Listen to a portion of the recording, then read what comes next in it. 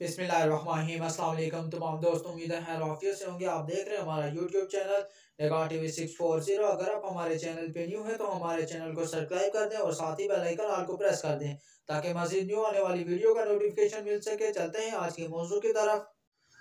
आज का मौजू है सलात तस्बीह। सलात तस्बीह की नमाज, सलात तस्बीह का वक्त और रकअत, सलात तस्बीह पढ़ने का तरीका।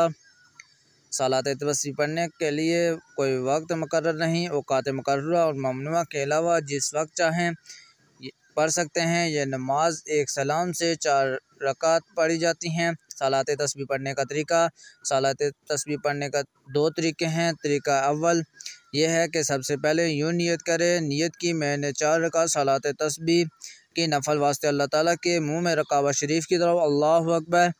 नियत करने के बाद सनात पढ़िए, फिर औज़ु बिल्लाह और बिस्मिल्लाह के बाद क़राअत ख़त्म करें। इसके बाद 15 मरतबा तस्बीह पढ़िए और फिर रकू करिए और रकू की तस्बीह पढ़ने के बाद 10 मरतबा तस्बीह पढ़िए। फिर समी अल्लाहु लिमन हमिदा और रब्बाना लकल हम्द के बाद 10 मरतबा तस्बीह पढ़िए। फिर सजदा करिए और सजदे के बाद तस्बीह के 10 मरतबा तस्बीह पढ़िए। फिर सजदे से सिर उठाएं और जलसे में 10 मरतबा तस्बीह पढ़ें। फिर दूसरे सजदे करें और सजदे की तस्बीह के बाद 10 मरतबा पढ़ें। फिर सजदे से उठकर बैठ जाएं और 10 मरतबा तस्बीह पढ़ें।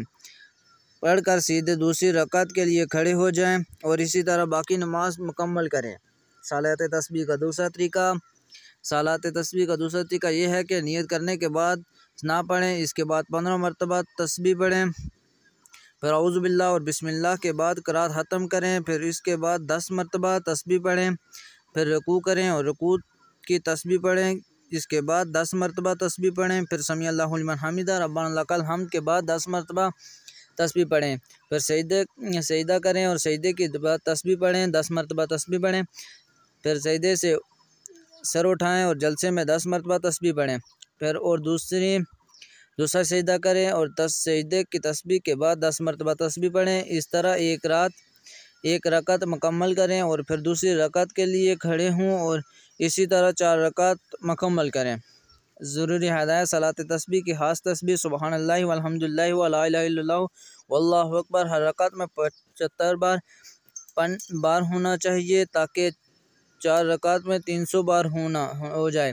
सलात तस्बीह की पहली रकात में सूरह तकासुर, दूसरी रकात में सूरह अल-असर, तीसरी रकात में सूरह फुरकान और चौथी रकात में सूरह इखलास पढ़ना अच्छा है। और अगर ये याद न हो तो जो याद हो वही पढ़ ले। सलात तस्बीह के दोनों कादे में तहियात के बाद दुरूद और दुआ मुकम्मल पढ़ें। तीसरी रकात में ताउज़ व तस्मीया पढ़ें।